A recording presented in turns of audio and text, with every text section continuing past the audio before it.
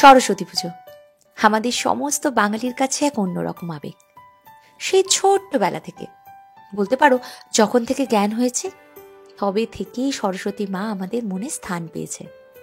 তবে এবারে সরস্বতী পুজো আমার কাছে একটু বেশি স্পেশাল, কারণ নিজের জীবনের হারিয়ে যাওয়া বেশ কিছু সুন্দর মুহূর্ত ফিরে পাবো এই বছরে, আর সেটাও আবার সরস্বতী পুজোর মাধ্যমে। আর সেই সব কিছু নিয়েই আমার আজকের গল্প।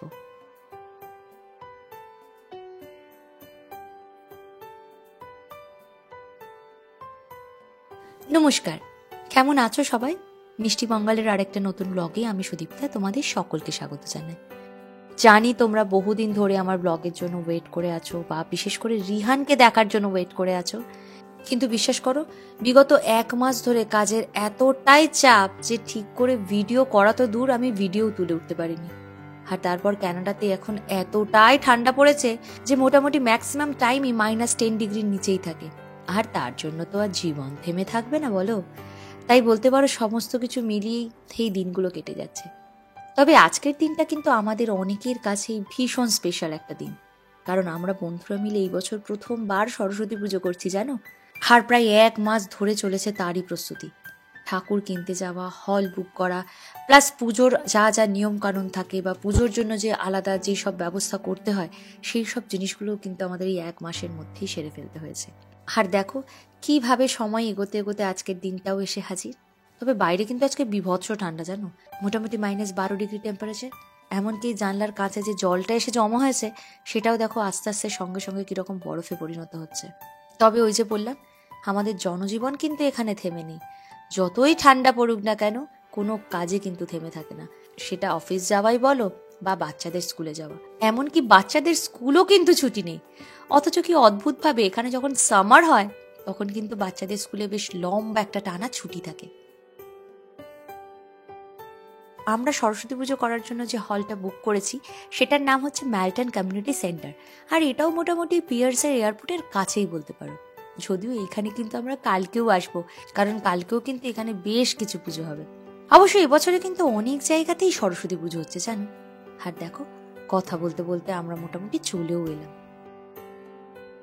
এই হচ্ছে আমাদের বন্ধুদের একটা ছোট্ট গ্রুপ, আর এই গ্রুপটার নাম হচ্ছে মিসিসাগা বেঙ্গলি অ্যাসোসিয়েশন।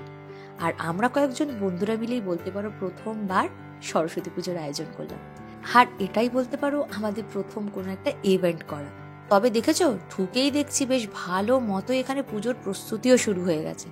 এই হলটা আমরা বুক করেছি সকাল 9টা থেকে রাত 9টা, মানে এর মধ্যেই আমাদের ঠাকুর সাজানো, পুজো করা বা যা সাংস্কৃতিক অনুষ্ঠান আছে বা আদৌ যা যা ইভেন্টের প্রোগ্রামগুলো আছে সেগুলো শেষ করে ঠিক 9টার মধ্যেই আবার যেমনভাবে হলটা ছিল ঠিক একই রকমভাবে ওদেরকে দিয়ে দিতে হবে।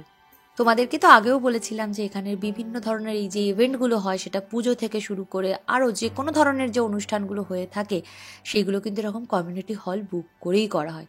এবং সেখানেই ছোট করে আমরা একটু প্যান্ডেল মতো করি বা সুন্দর করে একটা স্টেজ মতো করি। তারপর অনুষ্ঠান শেষে আবার যেমনভাবে হলটা আমাদেরকে দিয়েছিল ঠিক একই রকমভাবেই ফেরত দিয়ে দিতে হয়। তবে আজ থেকেই কিন্তু আমাদের এখানে সরস্বতী পুজো স্টার্ট, এবং এখানে সরস্বতী পুজো মোটামুটি চলবে পরের সপ্তাহ পর্যন্ত। আর সত্যি বলতে কি, সরস্বতী পুজো কিন্তু আমাদের বাঙালিদের কাছে একটা আলাদা ইমোশনস বলো। যখন থেকে হয়তো কোনো দেবদেবীর নামও চিনতাম না, তখন থেকে কিন্তু আমরা সরস্বতী মাকে চিনতাম, কারণ হাতে খড়িটা আমাদের বহু ছোটবেলায় হতো। যে আজ বড় সেই ছোটবেলার দিনগুলোর কথা মনে পড়ে যাচ্ছে, জানো? সেই স্কুল কলেজের দিনগুলোর কথা। বেশ 1 সপ্তাহ বা 15 দিন আগে আমরা মোটামুটি স্কুলে যেতাম এরকম সরস্বতী পুজোর নেমন্তন্ন করতে। আর আমার যেহেতু স্কুল ছিল নর্থ কলকাতাতে, সেই জন্য ওইখানে যে স্কুলগুলো ছিল, যেমন ধরো হিন্দু, হেয়ার, সংস্কৃত, তারপর Scottish Church, Aryakanya, Presidency College, Vidyasagar College, Bethune, Nivedita, এইরকম বেশ কিছু ছেলে বা মেয়েদের স্কুল ছিল। আর আমরা সেইখানে যেতাম আমাদের ঠাকুর দেখতে আসার নেমন্তন্ন করতে। আর অদ্ভুতভাবে এই একটা দিনেই কিন্তু মেয়েরা যেত ছেলেদের স্কুলে আর ছেলেরা যেত মেয়েদের স্কুলে। আর স্পেশালি এই দিনটাতে সত্যি কিন্তু একটা অন্যরকম এই স্কুল প্রাঙ্গণে আলাদাই আমেজ থাকতো। তারপর সেই পুজোর আগের দিন স্কুলে হাফ ছুটি হয়ে যেত। আর তারপর আমরা পুজোর দায়িত্বে যারা থাকতাম তারা সবাই মিলে বসে যেতাম পুজোর প্রস্তুতিতে। কেউ কেউ কাগজ কেটে কেটে খুব সুন্দরভাবে পুজোর জায়গাটা সাজাতাম, আবার কেউ কেউ বেশ সুন্দর করে আলপনা দিয়ে ওই পুজোর জায়গাটা পুরো ভরিয়ে দিত। আর তারপরের দিন ভোরবেলায় উঠে স্নান ধান সেরে আমরা পুজোর প্রস্তুতিতে লেগে পড়তাম। কেউ পুজোর জোগাড় করতো, কেউ আবার ফল কাটতো, আবার কেউ আবার ফুল দিয়ে সুন্দর করে জায়গাটা সাজিয়ে দিত। সত্যি কত দিন হয়ে গেছে, সেই জিনিসগুলো যেন একটা ছোট্ট সুমধুর স্মৃতি হয়েছিল।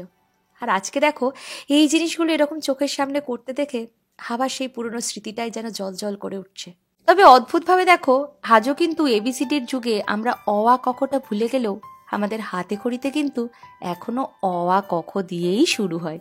ঠিক বললাম না? আর এইখানে দেখো, সব মেয়েরা মিলে কি সুন্দর ফল কাটছে, আর সেই ফল কাটতে কাটতেও তারা কিন্তু তাদের সেই ছোট্টবেলার স্মৃতিগুলোই চারণ করছে। আর সরস্বতী পুজো মানেই কিন্তু সবাই মিলে একসাথে হাতে হাত লাগিয়ে জিনিসগুলো বানানো। সেটা ডেকোরেশনই বলো, ফল কাটাই বলো, বা আদার্স একটা পুজোতে যা যা কাজ থাকে সমস্ত কিছু। আর সবাই মিলে করলে কিন্তু এইটাতে যেন একটা আলাদাই মজা। আর এই কচি কাচাগুলো, এরাই কিন্তু এই অনুষ্ঠানের মূল প্রাণ বলতে পারো। আর এদের জন্যই তো এই অনুষ্ঠানটা মেনলি করা। আর সারা বছর যতই জিন্স টপ বা সালোয়ার পরতাম না কেন, এই সরস্বতী পুজোর দিনে মোটামুটি মায়ের একটা পছন্দ করা শাড়ি আগে থেকেই তোলা থাকতো, যেটা আমরা সরস্বতী পুজোর দিন পরে আসতাম স্কুলে। আর ছেলেরা পাঞ্জাবি। সত্যি এই দিনগুলো একটা সুন্দর স্মৃতি হয়ে মনের মণিকোঠায় তোলা হয়েছিল। আর আজকে সেইগুলোই যেন চোখের সামনে আবার ফিরে পেলাম। আজকে আমাদের বন্ধুদের মধ্যে ছেলেরা সবাই পাঞ্জাবি আর মেয়েরা সবাই হলুদ শাড়ি পরে সেজে থাকলেও আমাদের কচি কাচাগুলোও কিন্তু এটাতে বাদ যায়নি। প্রত্যেকেই দেখেছো কি সুন্দর হলুদ রঙের পাঞ্জাবি নইলে শাড়ি পরেছে। বেশ লাগছে সবকটাকে। ঠিক যেন এই জায়গাটাতে বেশ কয়েকটা হলুদ প্রজাপতি ঘুরে বেড়াচ্ছে। মোটামুটি কিন্তু এখনো ঘড়ির কাঁটা বলছে যে এবার পুজো শুরু করতে হবে, তাই সরস্বতীকেও আমরা বেদির মধ্যে বসালাম।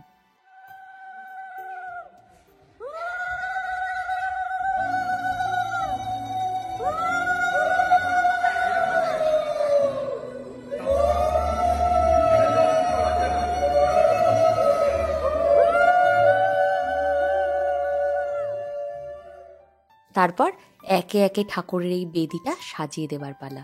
যেমন ধরো, এই বেদির ওপরে দোয়াত রাখা, এই যে প্রত্যেকটা বাচ্চা আছে তাদের নাম করে এক একজনের এক একটা দোয়াত রাখা। তবে আমাদের সরস্বতী মাকে দেখে একটা জিনিসই মনে হলো, যদি একটা ছোট্ট টিপ মায়ের কপালে পরাতে পারতাম তাহলে যেন মায়ের রূপ আরো সুন্দর ফুটে উঠতো। আর যেই ভাবা সেই কাজ। দেখেছো, এই টিপটা পরিয়ে দিতে কি সুন্দর লাগছে মাকে। আর এই সরস্বতী ঠাকুরের পেছনের যে ডেকোরেশনটা, এটা আমি আগে থেকেই বাড়িতে করে রেখে দিয়েছিলাম, আর ওইটাকে নিয়ে এখানে আজকে সে বসিয়ে দিয়েছে। কারণ এই সব জিনিসগুলো করতে কিন্তু বেশ অনেক দিনেরই প্রস্তুতি লাগে এবং অনেক কিছু প্ল্যানিংও লাগে, সেটা এখানে এসে করা সম্ভব না। তাই সেই কারণে আগে থেকেই এই কাজগুলো আমরা এগিয়েই রেখেছিলাম। তবে সরস্বতী পুজোর দিনে আমরা বন্ধুরা মিলে এই বাড়ির কাছাকাছি যতগুলো স্কুল ছিল কোনোটাই কিন্তু মিস করতাম না। প্রত্যেকটা স্কুলে গিয়েই ঠাকুর দেখে আসতাম। তখন অবশ্য আমাদের এরকম থিম পুজোর চলো ছিল না। আমাদের স্কুলে একটা অষ্টধাতুর বাগদেবীর মূর্তিও ছিল, এবং সেই বাগদেবী প্রত্যেক দিন কিন্তু পূজিত হতেন। আর সেই বাগদেবীরই কিন্তু আমরা পুজো করতাম। আমাদের সেরকম আলাদা করে কিন্তু কোনো সরস্বতীর মূর্তি আসতো না। মায়ের পায়ে শাড়ি, আলতা, সিঁদুর সবকিছু অর্পণ করার সাথে সাথে আমাদের জিনিসপত্রগুলোও কিন্তু মায়ের পায়ে রেখেছি। যেমন ধরো, ম্যাক্সিমাম মানুষজন বই খাতা তো দিয়েইছে, তার সাথে গিটার, ল্যাপটপ, এমনকি অফিসের আই কার্ডটা পর্যন্ত মিস যায়নি জানো। এবার ফুল, চন্দন, সিঁদুর দিয়ে মাকে সুন্দর করে সাজিয়ে নেবার পালা। আর আমি মায়ের পায়ে রেখেছিলাম একটা তুলি। অবশ্যই এবারে কিন্তু রিহানের হাতে খড়িটা আমি দেব না, কারণ আমাদের ঠাকুরমশাই বলেছে যে একবারে 5 বছরেই রিহানের হাতে খড়িটা দিতে। তার আগেও যতই লিখুক, বাট নিয়ম অনুযায়ী নাকি 5 বছরেই হাতে খড়ি দিতে হবে। আর সেই জন্যই ভাবলাম থাক, হাতে খড়ি আর দেব না। আর রিহানের হাতে খড়ির স্লেটটা ছাড়া বাকি যে স্লেটগুলো আমি বানিয়েছিলাম, সেই স্লেটগুলোও কিন্তু মোটামুটি আমার কাছে আর একটাও নেই। কারণ সেই স্লেটগুলো দিয়েই রিহানের মতো কোনো দাদা বা দিদি আজ বা কালকে হাতে খড়ি দেবে। আর ডেকোরেশনটা যেমন আমি করেছি, বাকি সব বন্ধুরা মিলে কিন্তু এই এত ভোগের আয়োজন করেছে জানো। সেই সকালবেলায় ঘুম থেকে উঠে প্রত্যেকে কিছু না কিছু ভোগ নিয়ে এসছে ঠাকুরের জন্য। আর এই সব সারতে সারতেই মোটামুটি এখন আমরা সরস্বতী পুজোর মূল পর্বে। এই যে এখন ঠাকুরকে চক্ষুদান করা হচ্ছে।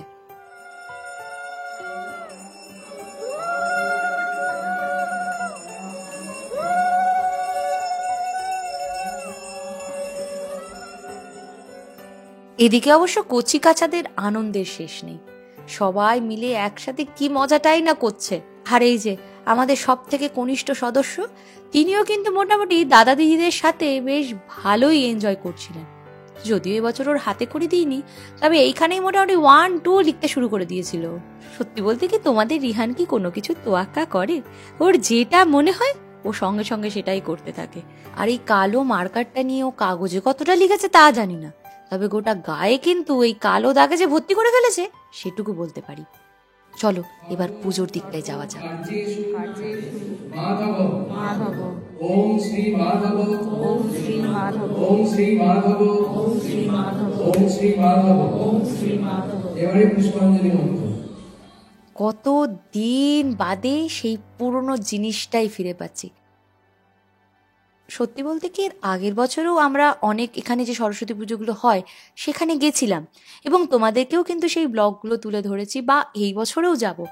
কিন্তু নিজেরা বন্ধুরা মিলে এই যে একটা ছোট্ট করে সরস্বতী পুজোর আয়োজন করেছি, বা এই যে এইরকমভাবে আমরা পার্টিসিপেট করতে পেরেছি, সেটার কিন্তু আনন্দটাই আলাদা। মোটামুটি পুজো শেষ, এবার ভোগ বিতরণের পালা। আমাদের ভোগে ছিল লুচি, সুজি, 5 রকমের ভাজা, খিচুড়ি, আলু ফুলকপির তরকারি, চাটনি, মিষ্টি, পায়েস, আর তার সাথে অবশ্যই ফল। আর হ্যাঁ, কুলও কিন্তু এখানে ছিল।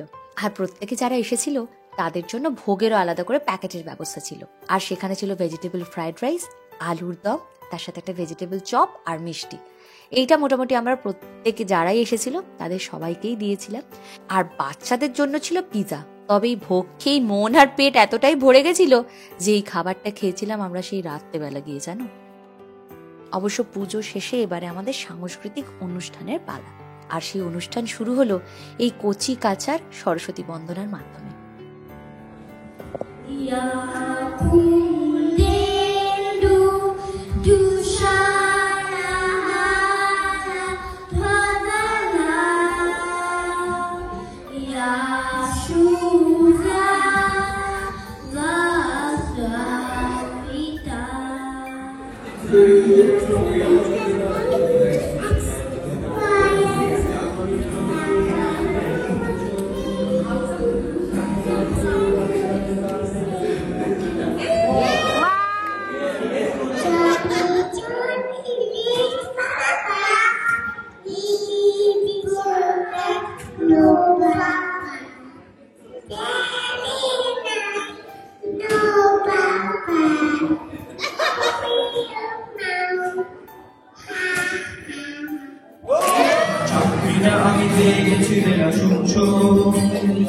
এখন আর কেউ আটকাতে পারবে না, সম্বন্ধটা এইবার তুমি ভেস্তে দিতে পারো, আগে মনে দাও বিয়ে তুমি করছো না।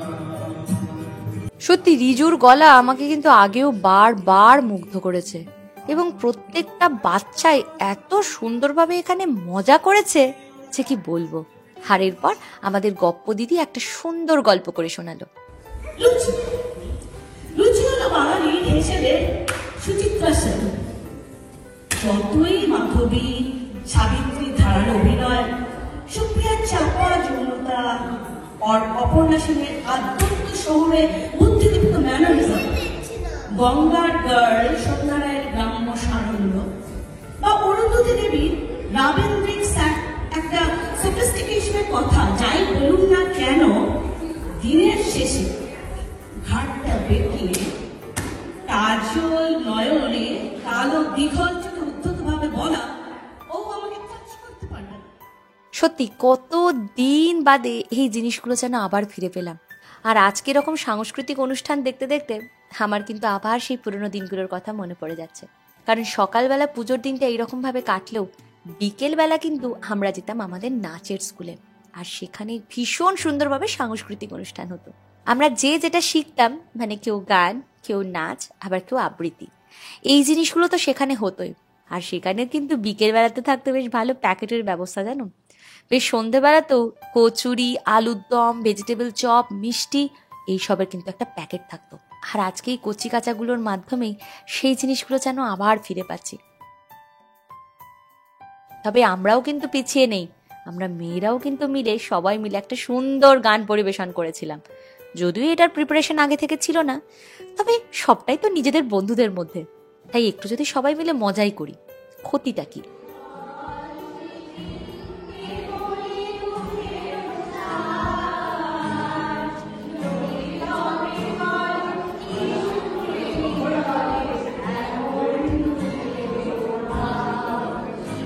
পথের প্রতি কত ভয় তবুও রানার ছোটে, দস্যুর ভয় তার চেয়ে ভয় কখন সূর্য ওঠে।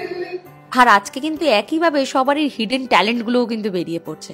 মানে এখানে প্রত্যেকেই 9 to 5 মোটামুটি জব তো করেই, কিন্তু তার সাথেও যে হিডেন ট্যালেন্টগুলো আছে সেগুলো হচ্ছে কেউ সুন্দর গিটার বাজাতে পারে, কেউ সুন্দর গান গাইতে পারে, কেউ সুন্দর আবৃত্তি করতে পারে, আবার কেউ দারুণ ডান্সও করতে পারে। আর এই সব দেখতে দেখতেই ঘড়ির কাঁটা আমাকে মনে করিয়ে দিচ্ছে যে আমাকে কিন্তু আবার বেরিয়ে পড়তে হবে। যদিও আজকের অনুষ্ঠান এখানেই শেষ না, বাট আমার কালকে একটা বিরাট বড় পরীক্ষা আছে বলতে পারো, আর আজকে সেটারই প্রস্তুতি।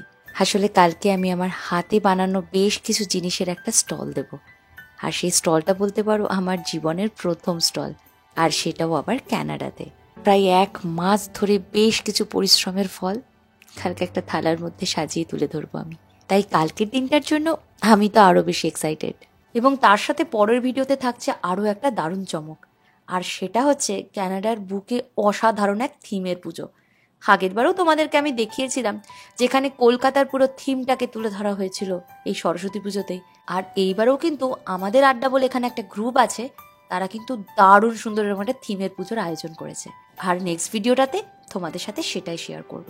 আর কথা দিলাম এত দেরি করে না, খুব তাড়াতাড়ি ফিরে আসবো পরের ভিডিও নিয়ে। ভালো থেকো, টাটা।